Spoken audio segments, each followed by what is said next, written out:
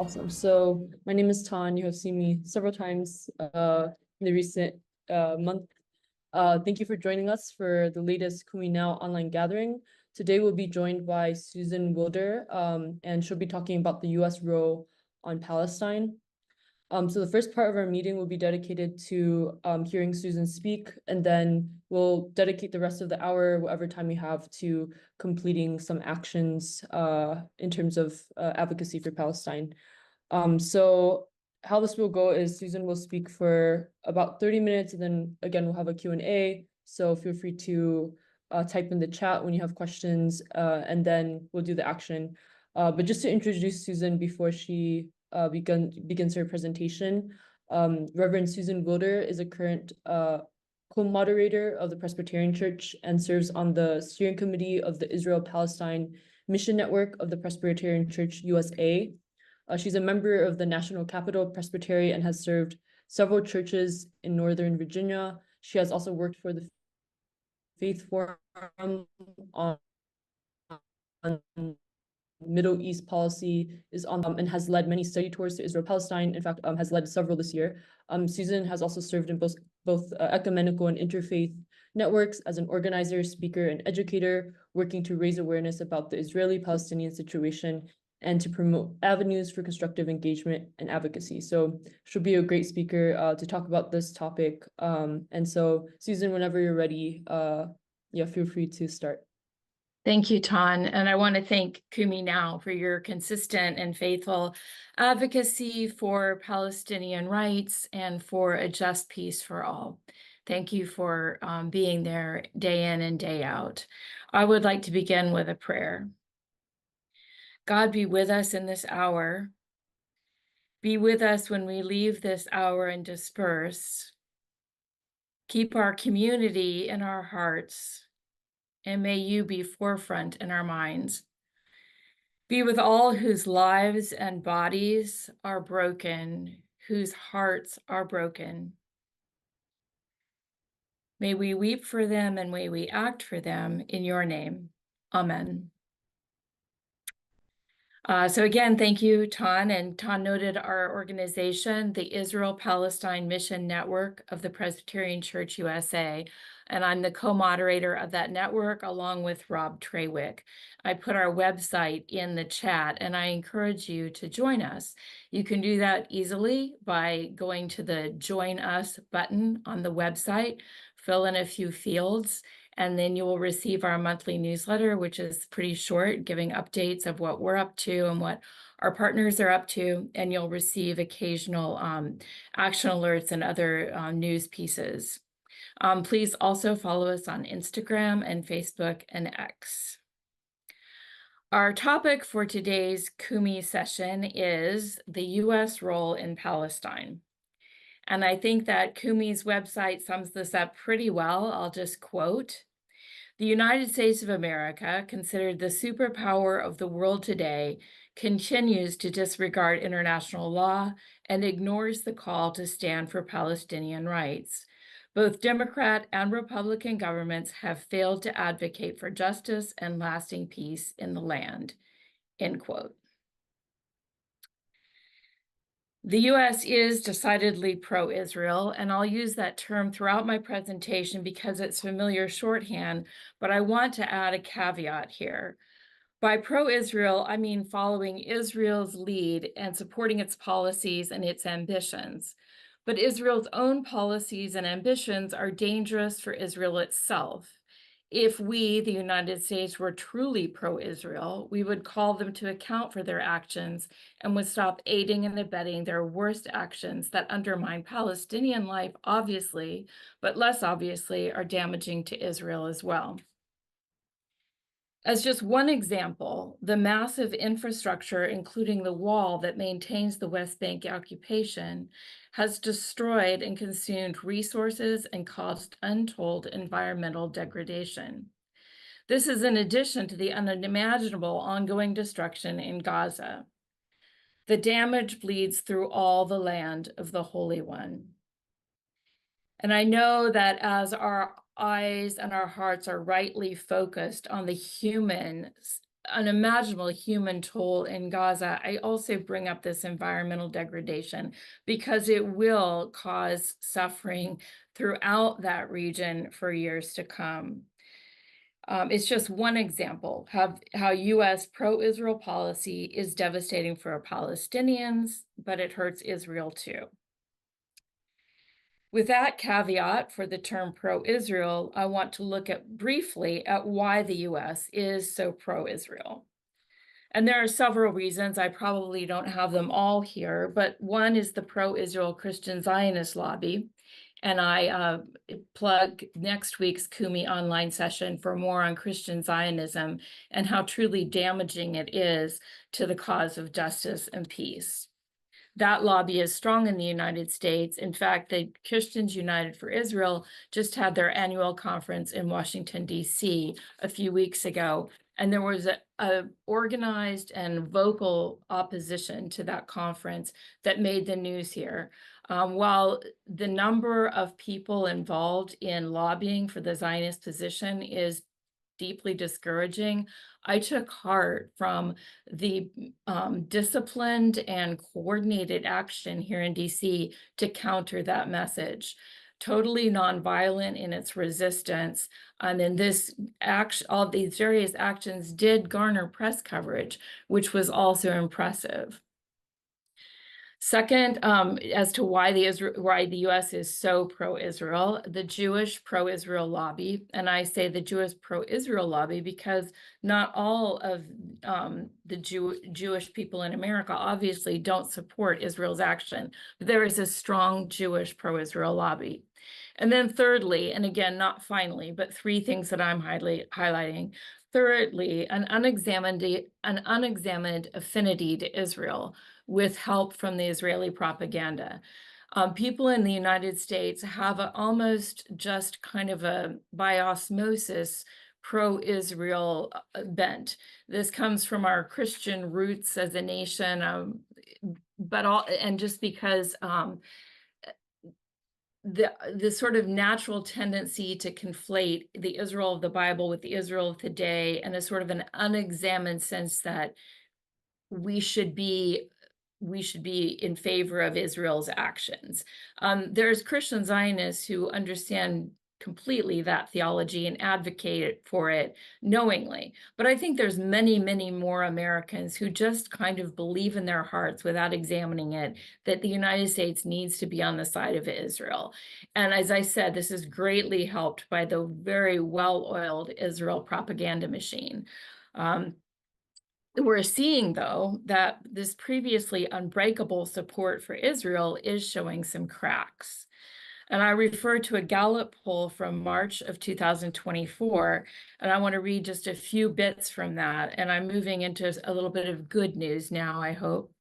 On the one hand, a separate question in the poll underscores Americans' leanings towards Israel, as it finds that 51% say they sympathize more with Israelis, 27% more with Palestinians. A year earlier, 54% were more sympathetic to Israelis. So that's just a drop of 3% and not highly significant, still showing that a majority of people sympathize with Israel. On the other hand, and here I'm quoting from the poll, from the article about the poll, Americans' opinions of both Israel and the Palestinian Authority have worsened in the past year. 58% of Americans, down from 68% last year, have a very or mostly favorable view of Israel. This is the lowest favorable rating for Israel in over 2 decades. And while it's shocking to think, adding now my own opinion, while it's shocking to think that 58% of Americans still have a favorable view of Israel, even as they're committing genocide in Gaza, I do take heart that this is 10 percentage points lower than it was last year. Most encouragingly, though, young adults show the biggest decline in ratings of Israel, dropping from 64% favorable among 18 to 34-year-olds in 2023 to 38% today. So that's 64% of 18 to 34-year-olds had a favorable view of Israel 1 year ago. Now only 38% do. Democrats are more likely to side with the Palestinians than Republicans. Again, quoting from an article about this Gallup poll, Republicans overwhelmingly sympathize with Israel over the Palestinians. Independents tend to favor Israel, but more Democrats side with the Palestinians than Israelis.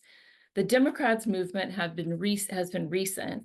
Until 2022, Democrats were more likely to sympathize with Israel. So the biggest shift is in young people, and the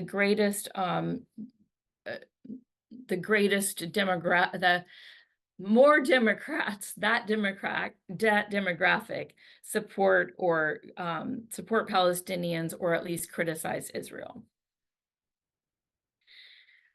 Even when you look at AIPAC, and that's the American Israel Public Affairs Committee's influence, which is well funded, to say the least, there are glimmers of hope. And I refer to Yusuf Manayer's recent article in The Guardian called "U.S. Support for Israel is Collapsing and AIPAC Knows It." Counterintuitively, he points to the primary defeats of Cori Bush and Jamal Bowman, two U.S. representatives who have taken pro-Palestinian positions, and in Cori Bush's case have been outspokenly pro-Palestinian. AIPAC and other pro-Israel groups funded primary opponents against each of these representatives, and their candidates won. AIPAC and the pro-Israel lobby's candidates won. So how is this good news? So again, I'm quoting from Yusuf Manayer.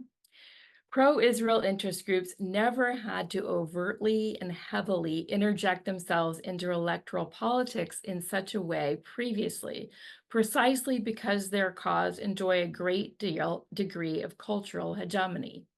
In the US, politicians kissed babies, petted dogs, loved baseball, and unequivocally supported Israel. That last part isn't quite what it used to be. The consensus around supporting Israel, especially in the Democratic Party, has collapsed. So support for Israel in the US is eroding. Admittedly, it might seem at a glacial pace.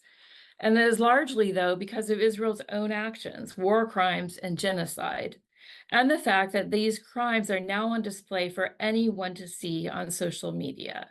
And even in the mainstream media, we are seeing the Palestinian perspective covered, not the way we want it to be, not as thoroughly as we want it to be, but it is being covered in a way that it wasn't 20 years ago. So what does this mean for our movement? And here I want to reiterate Kumi's foundational principles, which IPMN and many others share. First of all, inclusivity. Everyone is welcome to join the movement.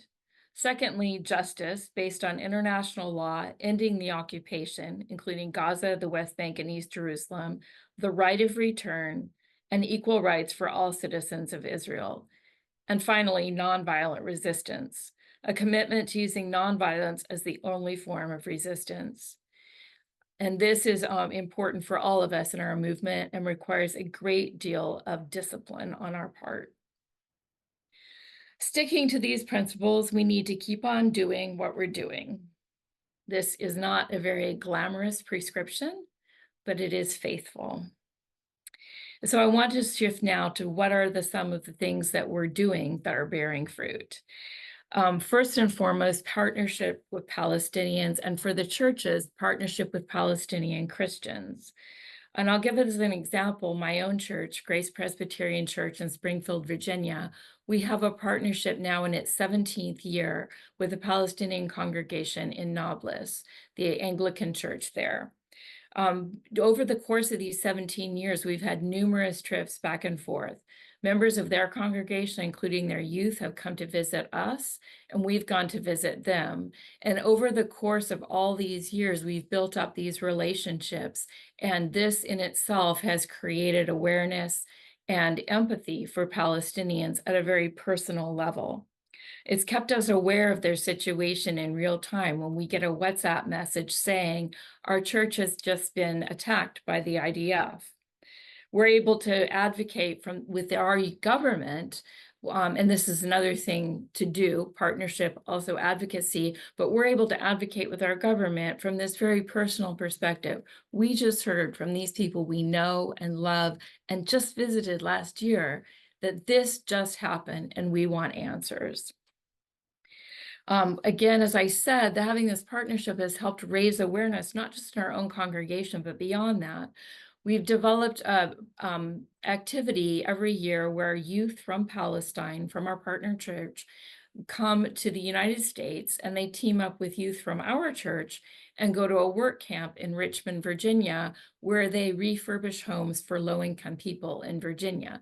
So we have Palestinian and American young people working side by side to help the impoverished people of Virginia. This is kind of amazing in and of itself. And in addition to the primary purpose of helping people in need, this has built relationships between these young people that are hard and fast. These kids are in touch with each other, and now many of them have grown into adults and have children of their own, and they're still supporting each other and they're still friends with one another. This is making a difference. This is bearing fruit for peace. In fact, just this year, and this is the last I'll say about this, two members, adult members of our Palestinian partner church came to the United States and were adult volunteers at this work camp that I just mentioned. They served there with the youth, supervising and working alongside the youth. And then they stayed on with church members in our community, and they went with our church members to another mission in Honduras. That's something that our church does every year, takes a team down to Honduras. So this year, our Palestinian friends came and they did our work camp in Richmond, and then they teamed up with our mission group and went down to Honduras as well. So globally, that the pictures back from Honduras of the Hondurans and the Americans and the Palestinians all working side by side to build bathrooms in the homes of the Honduran village. That is going to spread the love, and it's going to spread the awareness. Moving on from partnerships, another thing that we do, all of us here do and can continue to do, are solidarity delegations. And again, as Tan said, Omar from Sabeel couldn't be with us today because he's facilitating one of those delegations.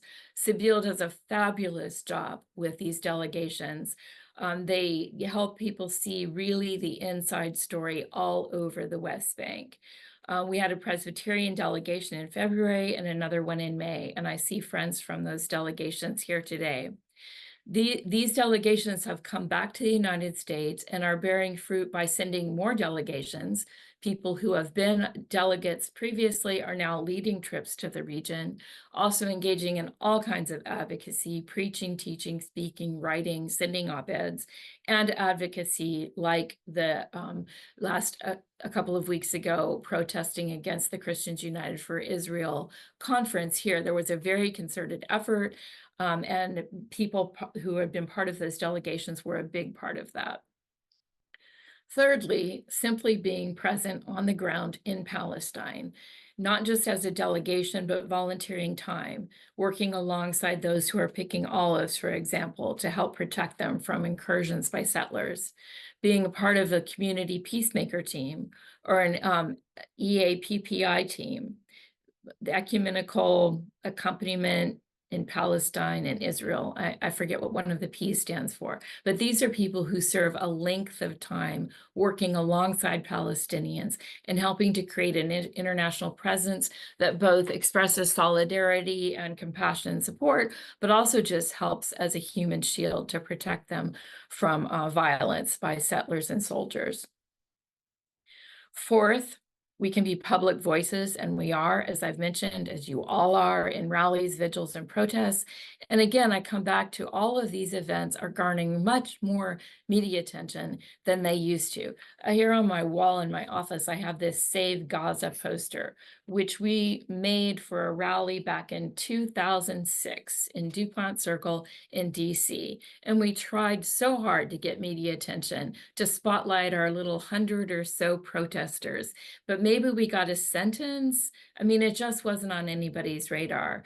And now it is, and these protests are getting coverage. And again, I just hats off to all the students who are so courageous around the world protesting.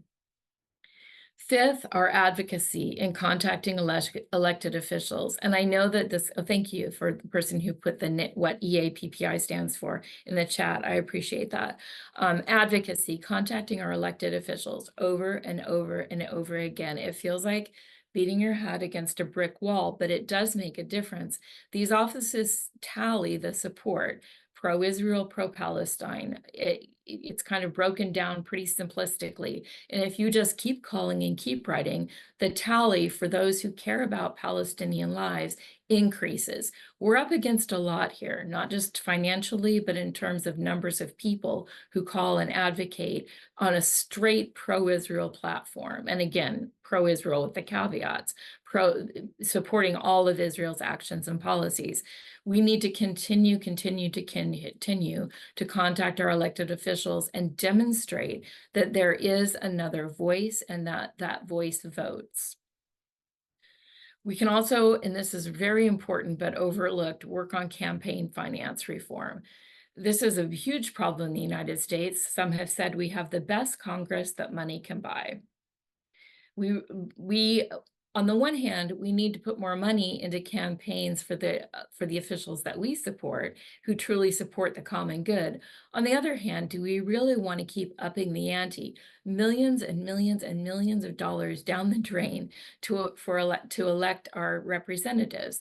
This is wrong. It doesn't make sense. It's a waste of money. So at the same time that we're advocating and spending money to elect officials that will truly represent the common good, we also need to be working and supporting those who work on campaign finance reform. We don't have an organized way now to combat what is a well-funded and well-represented in numbers of people advocacy on the other side. So we really need to up our game there. And then finally, education and awareness in every sphere. Speaking engagement, writing letters to the editor and articles, podcasts, social media, and even our personal encounters with friends. And I have a friend here today who a couple of years ago, and I won't name them, was pro-Israel or just thought that Israel was doing right, and came to one of the Voices for the Holy Land film series salons, watched the film, listened to the discussion, and eyes were opened and views were changed and allegiances were realigned. It does make a difference. So to conclude, I want to return to Kumi's foundational Bible passage from Mark chapter 5, where Jesus heals the daughter of a synagogue official and heals a woman suffering from hemorrhages. And I'm going to read from the Bible because I'm a minister. It says, "Then one of the leaders of the synagogue named Jairus came, and when he saw him, that is Jesus, he fell at his feet and pleaded with him repeatedly, 'My little daughter is at the point of death. Come and lay your hands on her so that she may be made well and live.' So Jesus went with him. And then, now there was a woman who had been suffering from a flow of blood for 12 years. She had endured much under many physicians and had spent all that she had, and she was no better, but rather grew worse. She had heard about Jesus and came up behind him in the crowd and touched his cloak, for she said, 'If I but touch his cloak, I will be made well.' And what I lift out of these passages, in the first one, he pleaded with Jesus repeatedly. And in the second one, she had endured much under many physicians and had spent all that she had. We hang in there because our faith calls us to do that repeatedly and with all that we have. These are illustrations of keeping at it, pursuing it with everything and all the energy and passion we can muster. And I want to end with a quote from Samra Tamari, who is a Palestinian organizer and executive director of the Adala Justice Project. She says, "Despair is a position of privilege. When you face the daily impacts of oppression, you can't afford not to believe that change is possible." Friends, keep the faith. Thank you. Thank you so much, Susan. I appreciate that you dedicated your time in the presentation to talk about the faithful actions that we can take, and that a lot of the actions that we've been doing for the past, 10 months have not been in vain. I think there's a silver lining there in terms of, amidst all the chaos. If anyone has questions for Susan, please put it in the chat. One thing I wanted to ask, because Hunter was on call a few weeks ago at Kumi to talk a little bit about the Presbyterian Church's divestment. And so I wanted to also hear from you and what IPMN is doing moving forward now, what current campaigns or actions the IPMN is now focused on, given kind of the success recently with the Presbyterian Church at large. Thank you. So we just had our General Assembly, and we did pass several resolutions in support of Palestinian human rights. And I should have them right in front of me. Right. So we voted to divest from government debt held by countries maintaining a prolonged military occupation. And this was strategic in that, first of all, we should divest from every country supporting maintaining a prolonged military occupation. But in this way, it put the emphasis not only on Israel, but also on Turkish and Moroccan bonds for their occupations. So we voted to divest from government debt held by countries maintaining a prolonged military occupation. Obviously, that would mean Israel's bonds. Then we also began a divestment process with General Electric and Palantir Technologies, Inc. And we call this for possible divestment recommendations because we have a process that we go through. We have a committee that looks at those investments, determines are they indeed supporting the violation of human rights. Then they engage with the boards of those companies in an effort to persuade them to change their practices. And then finally, if nothing changes, we have another vote on whether or not to divest. So the Peace USA has divested from several companies in the past, and this was putting 2 more companies on the table, and there are more that could be put on the table. So it's keeping the divestment process alive. And that by bringing these resolutions to our General Assembly and passing them, that gives Presbyterians some tools to work with in our congregation, but also hopefully also, and I know it does, help us to work with our ecumenical partners, with people, right here on this Zoom call to say, okay, here's what we've done. We confer, what have you done? And then we're able to team up on those efforts. So we added those 2 tools to our tool chest this year. That's amazing. And one thing I also want to kind of hear more about is, I know like the decision to divest, like that was a long road, like the IPMN, other people have been working within their local churches to do this. So one of the questions I wanted to ask was what advice or specific actions people of faith can take within their churches to kind of begin to like move and push towards kind of like that ultimate like end goal of divestment. And then also you mentioned, partnerships that you've taken, and collaborated on from your church, Grace Presbyterian Church. So I also wanted to hear how those partnerships were formed, and what suggestions you have for people who might want to start like creating those partnerships within their churches as well. Thank you, Tom. Thank you for those 2 questions. So on the first one, yes, the goal is divestment, but really the goal even beyond that is to support Palestinian human rights and to end the oppression. And so raising these divestment resolutions, naming these companies, will help in 2 ways at least. One, hopefully encourage local churches, communities, boards, individuals to divest their own portfolios from these companies that are supporting practices that violate Palestinian human rights. That's at a really concrete level. Stop spending money for oppression. But at the same time, it's also raising awareness. Like, why are we divesting from these companies? Exactly what is it that's going on? And then painting a picture of that and showing images of that is an opportunity to raise awareness. Just asking the question, well, why? Why would we divest from these companies? It opens a whole window on what is going wrong with regard to these practices in the West Bank and in Gaza. Okay, the companies that we have divested from, we are Caterpillar, Hewlett Packard, but we've walked that back because of some changes that they made that I don't have the details in front of me. And then, so originally Hewlett Packard, but there's some questions about that now.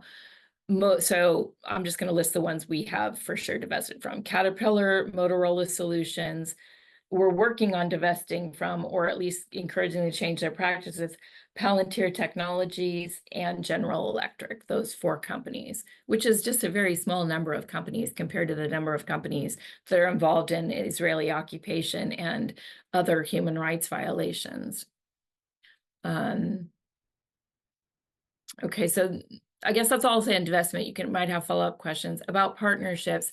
So we formed our partnership. We have a liaison in the region, Doug Dix, who's been a liaison for a long time with the Presbyterian Church, and I'm sure would also be happy to work with ecumenical partners. He does on the ground. He helped guide us toward the Anglican Church. We worked with the bishop there 17 years ago to identify a congregation. And that's how our partnership started. We wrote to them, they wrote to us, we, conferred, we came up with a partnership agreement that we signed. It was very retro at the time, very exciting. We signed it in real time. They at 5 o'clock in Palestine, we at 10 o'clock in our worship service. We signed real paper copies and we FedExed them to each other. And a FedEx was really a trip as well, because you couldn't find Palestine on their list of places, like it didn't exist. So I think, the documents were delivered apparently by camel or something. But anyway, we all have our partnership documents, and then we started visiting back and forth. And that's when it really took off, when we actually met each other face to face. So I would encourage you to reach out to me, moderator at the IPMN.org, to our liaison, Doug Dix, in the region. Other denominations also have liaisons in the region. Churches for Middle East Peace can help you. If you want to start a partnership, you will definitely be able to do that. Christians are very eager to befriend us. Thank you for that. I think there's a few questions in the chat. One person asked to repeat the despair quote that you had near the end, so maybe you can repeat that before I ask the other questions. Okay, sure. This is from Sandra Tamari. Okay, I have to pull it off my bulletin board because I lost my place in the paper. I keep it right on my bulletin board in front of my desk.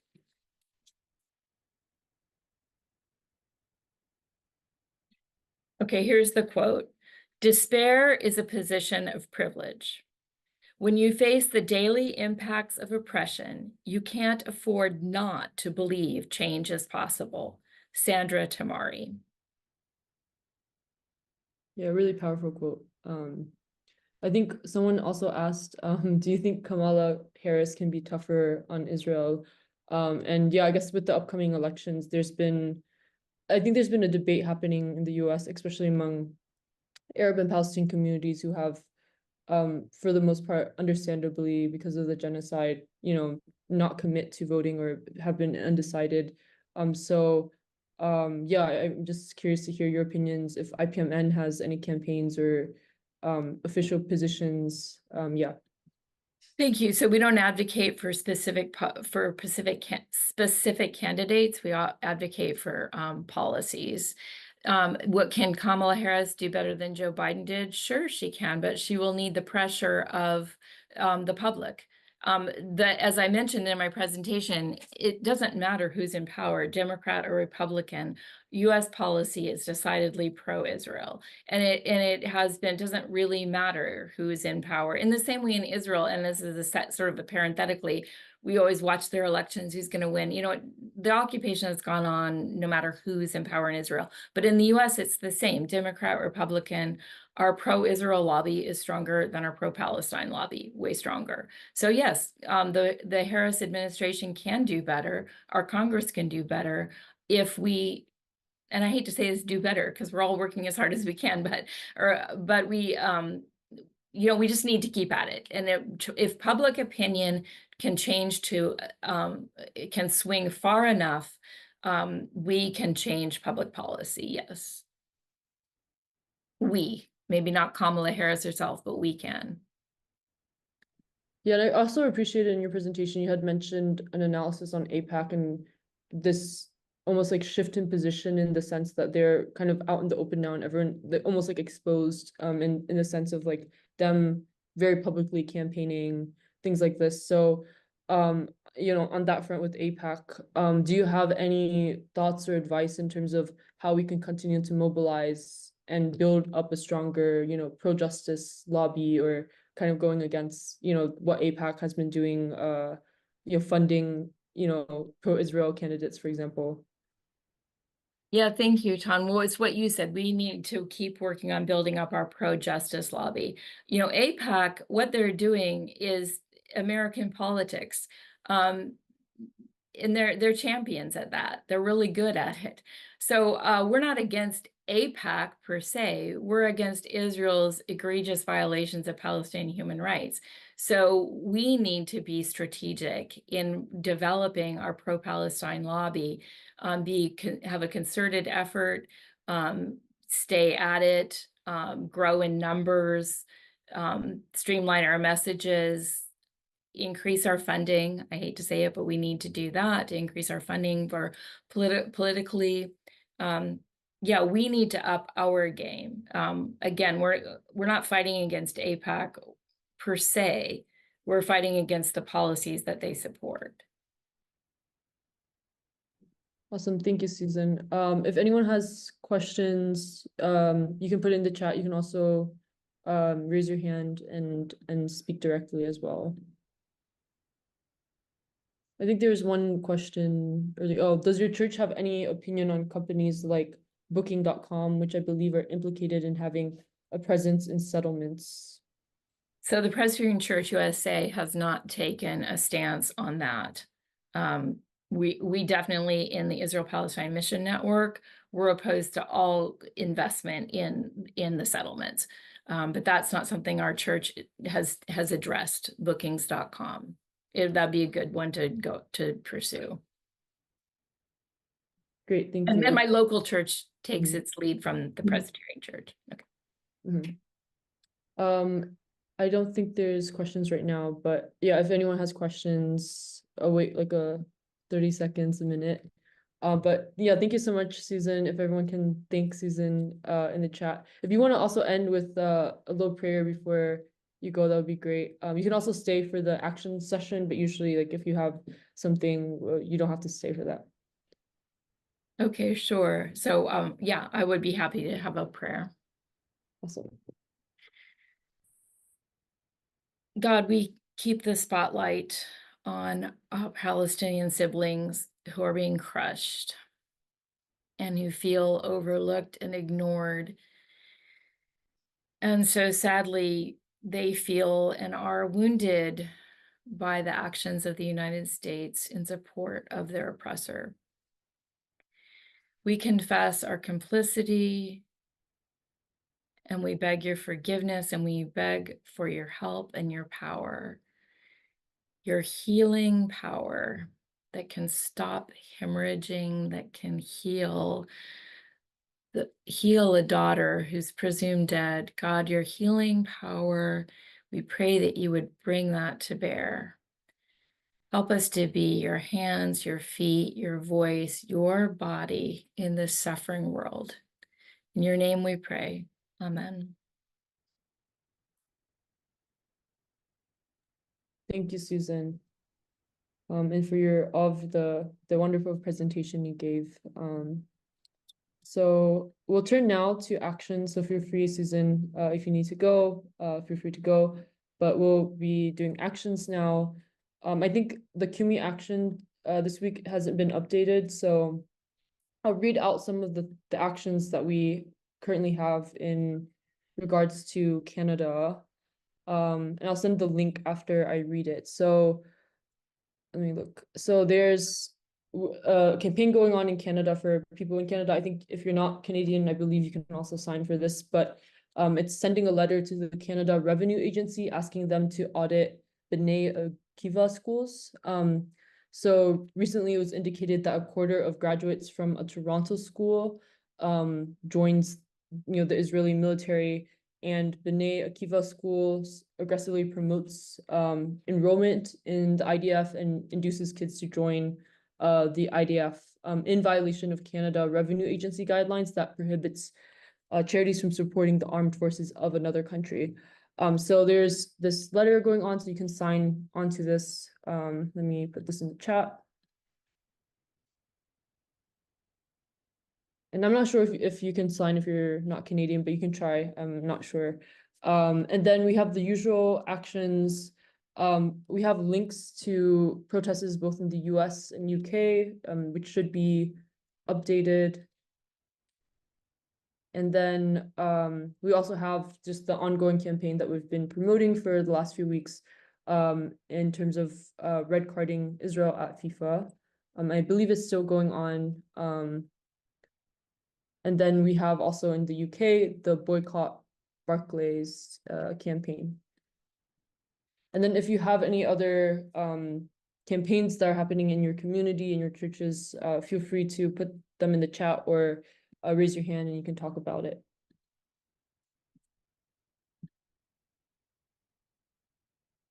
And I'll give everyone about 10 minutes. We ended a little early today, so we can have like about 10 to 15 minutes to do some of these actions, share other actions, whether that be campaigns.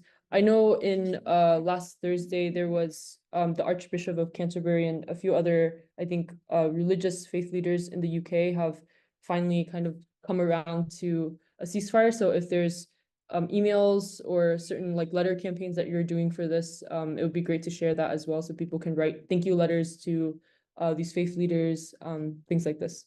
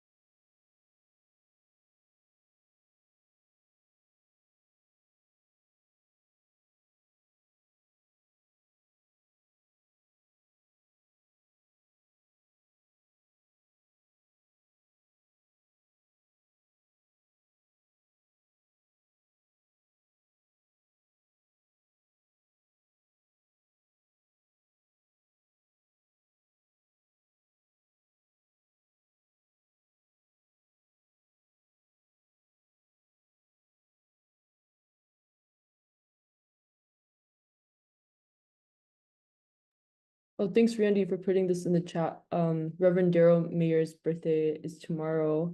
So he's put the email if you want to send him some birthday greetings. I believe he's also presiding over Thursday service this week, so you can join that. He'll be talking for Thursday service. And then Alexis has put some calls to Congress that you can continue to do as well.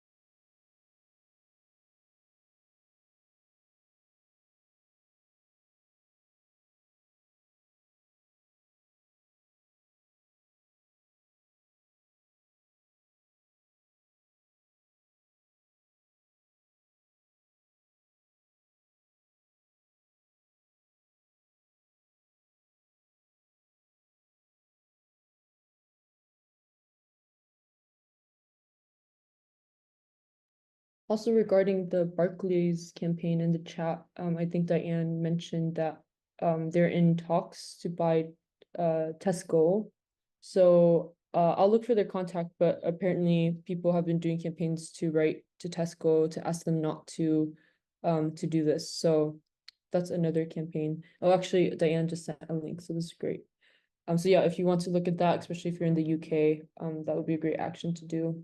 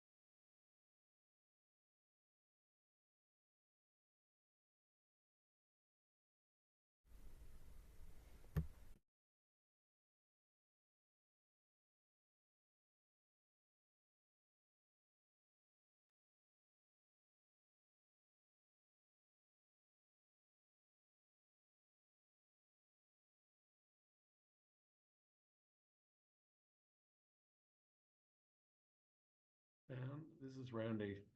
I think there's also a campaign that is starting up here in the US to get co-sponsors for a recently introduced bill in the House of Representatives that would reinstate emergency funding for UNRWA. And this is something that I would love to see Fosna get behind as well. I'm trying to find a link that I used the other night to write to my representatives, but if anybody else has direct information about that bill, maybe they can still put it in the chat here before we leave. That's great. Thank you, Randy. And yeah, I'll make sure to contact Fosna about this because I think this is very important and it'll be a really good campaign if they can be involved.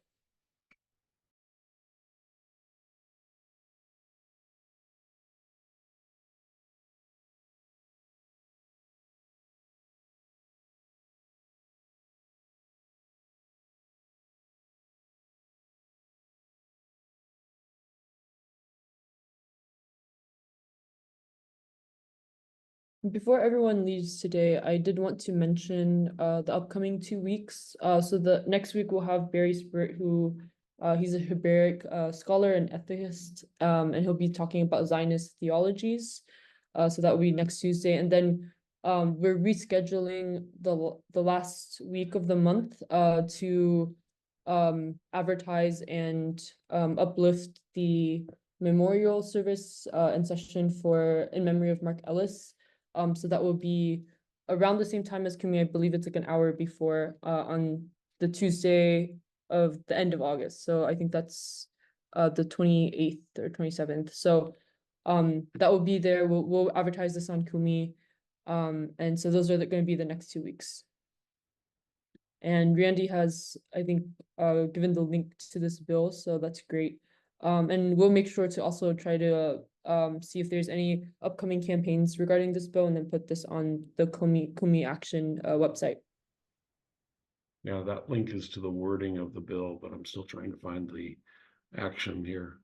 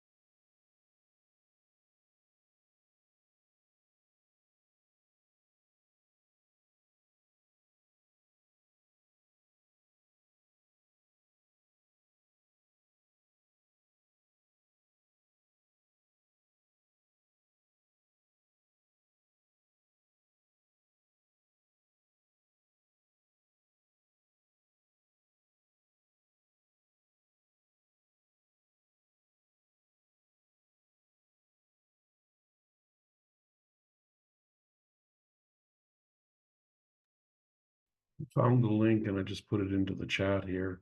It is from UNRWA itself.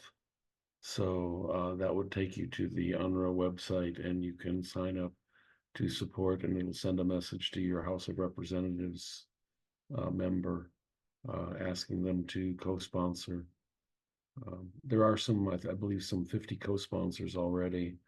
So you may want to check on the list of co-sponsors on that original link that I sent you with the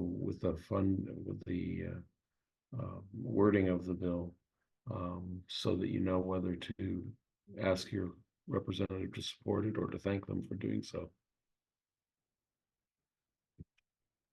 Great resource. Thanks, Randy. We'll make sure to put this on the Kumi Now action so that more people can see this. Thanks, Dan.